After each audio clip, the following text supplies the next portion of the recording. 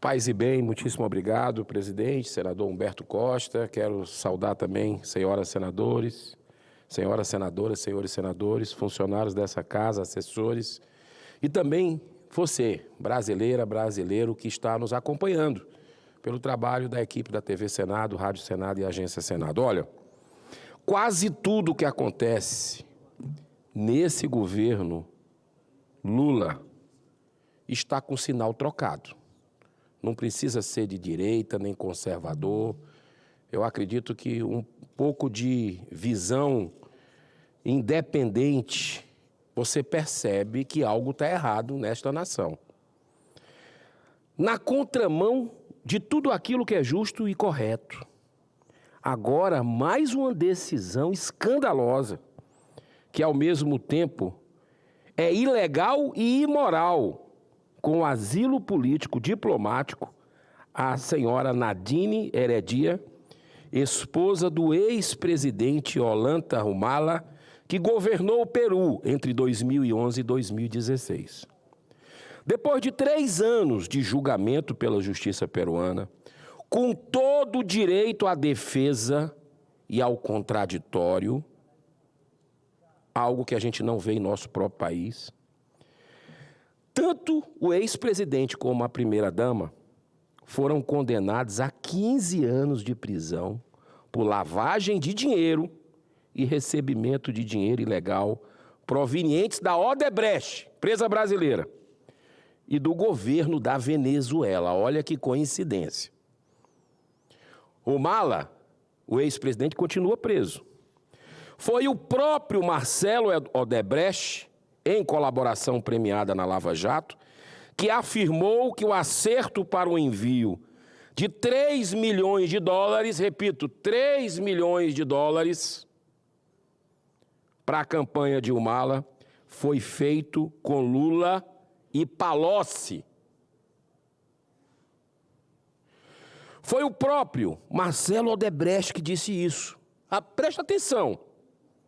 Mas o escândalo é maior ainda e mais grave. Após a autorização de Lula, o Ministério das Relações Exteriores enviou um avião da FAB para escoltar Nadine até São Paulo.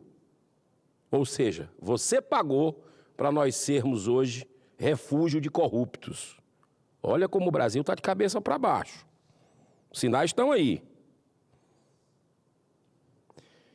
Ao ser imediatamente questionado por parte da imprensa, o ministro defendeu a operação como sendo, sabe o quê? Se você está em pé, sente-se. Asilo humanitário. A corrupto, ladrão de dinheiro público, que é o dinheiro que falta nos hospitais. Falta o remédio, falta o médico, as estradas esburacadas. Graças à corrupção. Asilo humanitário. É brincadeira. Eu vou repetir porque soa como algo inacreditável. Asilo, um apoio humanitário para asilar pessoas condenadas por corrupção. Enquanto no Brasil, presos políticos que nada fizeram estão sendo perseguidos e massacrados com requintes de crueldade pela vingança instituída neste regime Lula e STF que vivemos. Esse mesmo Ministério das Relações Exteriores extrapolou na subserviência quando recentemente consultou Alexandre de Moraes. Olha outro sinal. Antes de responder questionamento do governo dos Estados Unidos sobre censura e perseguição nas redes sociais. Segundo André Marcília, renomado jurista e professor de Direito Constitucional do Brasil, esse asilo da esposa de Humala contraria princípios básicos de convenções internacionais das quais o Brasil é signatário.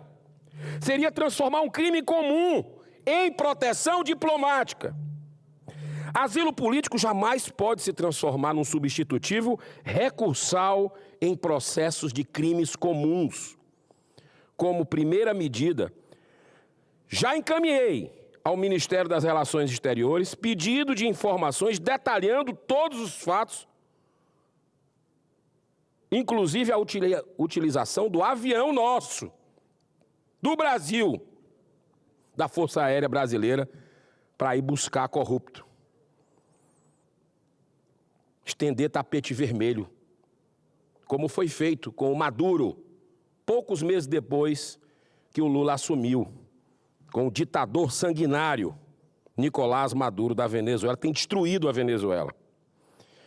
Mas existe um possível vínculo estratégico dessa medida ilegal e imoral de proteção máxima a uma pessoa que roubou o seu país, o Peru, e foi por isso condenada. Ela poderia trazer à tona novas informações sobre esquemas internacionais de corrupção mantido pelo PT? É que toda essa operação aconteceu exatamente no período, olha só, em que Lula estava chefiando o maior esquema de corrupção da história, descoberto pela Lava Jato. E tem mais coincidência aí, sabe qual? Adivinha qual foi a empresa que recebeu essa demanda internacional do PT? Justamente, entre aspas, justamente, por favor, a Odebrecht, que aqui no Brasil precisou criar um departamento exclusivo para administrar propinas. Uma completa indecência. Isso precisa ter fim. Eu encerro, senhor presidente. Em momentos desses, quero deixar muito claro a minha esperança com o Brasil. Talvez não. Sedimentada numa fé que o destino da nossa nação é o coração do mundo, a pátria do Evangelho, e nós vamos passar por isso. E vamos ser ainda, pode anotar, talvez eu não veja, meu filho, meu neto verão o Brasil no topo do mundo. Esse é o destino dessa nação, pelo povo que tem. Maior nação católica do mundo, maior nação evangélica, a segunda maior evangélica, a primeira espírita, a primeira católica. Todo mundo se relaciona bem. Um país com todas as potencialidades para estar no topo do mundo, empreendedores capazes, um povo de bem. Nós vamos passar por isso, mas é preciso que as pessoas de bem se posicionem.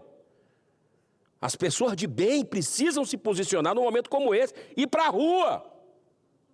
Ir para a rua. As grandes mudanças nesse país foram através das ruas.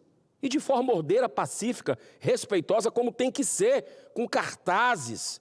A rua é livre. Leve o seu cartaz do que está no seu coração. Não vamos deixar a censura calar, nos fazer intimidar, nos deixar intimidados. O Brasil é nosso. Está tudo errado.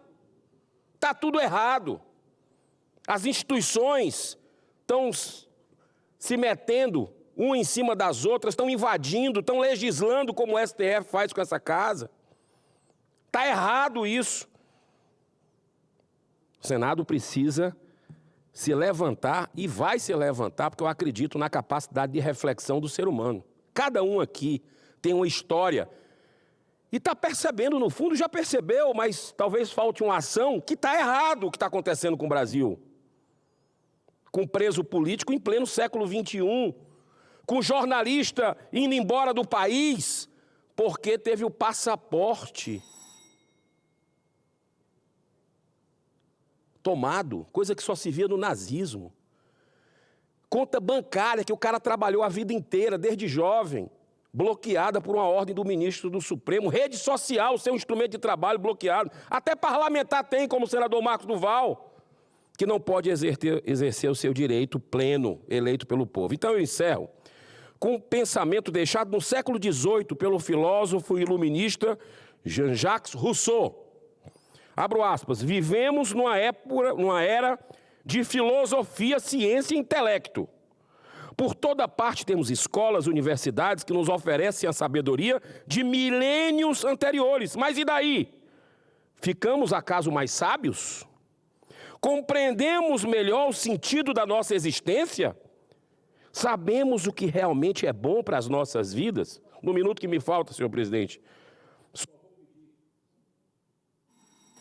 vou terminar nesse minuto, mas essas reflexões que eu acabei de fazer, do filósofo e iluminista Jean-Jacques Rousseau, eu peço que todos nós façamos nesse momento de angústia do cidadão de bem da nossa nação, mas que precisa partir para a atitude no aspecto de onde você tem influência. Juristas desse país ontem tomaram os celulares de advogados, de jornalistas, num julgamento do Supremo Tribunal Federal.